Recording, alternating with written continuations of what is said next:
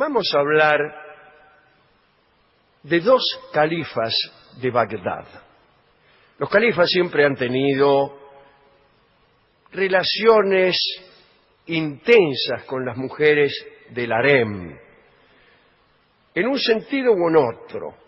Las mujeres del harem se llamaban jawari, esto es un sustantivo colectivo, y el trato con la jawari era para algunos un asunto sin importancia y para otros el aspecto esencial del califato y de sus vidas. Se ha escrito sobre dos califas de Bagdad que tuvieron relaciones notables con algunas esclavas del harem. Sobre ellos hablaremos. El primero de estos dos califas fue Yazid II. Gobernó Bagdad entre los años 720 y 724.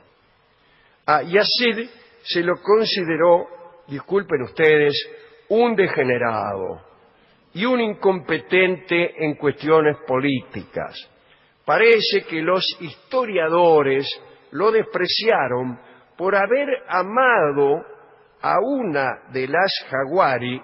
El singular de jawari es jaria, a una jaria por encima de lo conveniente.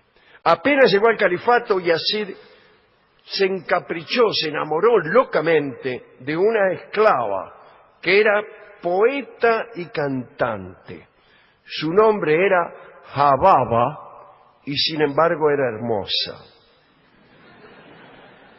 Dicen que por aquel amor Yazid entraba en trance, ponía los ojos para arriba como Rolón cuando canta Rubí y pronunciaba frases incoherentes como Rolón cuando canta Rubí. Masudi, un general de esos tiempos, aficionado a las crónicas, escribió: un día, mientras Hababa cantaba, Yazid experimentó un placer tan grande que se desmayó. El califa visitaba a Hababa todos los días, permitía que saliera del harén y que lo acompañara en sus viajes a provincias y durante otros protocolos. Pero un día sucedió algo terrible. En medio de una comida campestre, luego de cantar para el califa, Hababa se atragantó con una semilla de granada y se murió. Después de cantar para el califa, cantó para el carnero. La pena de Yazid fue tan grande que se olvidó de su deber de califa, se olvidó de los fieles y de los infieles. No quiso ni siquiera enterrar a Hababa, la dejó en su palacio, o mejor dicho, dejó su cuerpo embalsamado y lloraba sobre él cada noche. Se negó a que lo separaran y olvidó su deber en las mezquitas e incluso el ritual de los viernes. Bagdad se vio obligada a rezar las plegarias sin su califa. Yazid II enloqueció por completo y dejó de comer. Nadie podía separarlo del cuerpo embalsamado de Hababa. Unas semanas después, los creyentes caminaban tras el féretro del califa. Este califa fue estigmatizado por todos los historiadores. Solo recuperó prestigio y respeto como califa cuando escribió sobre él Abu al-Faraj al-Ibahani, el autor del libro de las canciones. Allí se citó a Hababa como una de las artistas que contribuyó al desarrollo del canto y la poesía en Bagdad. Y se habló de Yazid II como un hombre en el que el gusto estético estaba lo suficientemente desarrollado como para apreciar las dotes de un artista excelente. Ese fue el pobre Yazid II. La historia de otro poderoso de Bagdad es bien distinta. Nos referimos a Adud al-Daula, que vivió a mediados del siglo X. Atención, porque Adud al-Daula no era en realidad califa, era un militar de la dinastía chiita de los buyíes.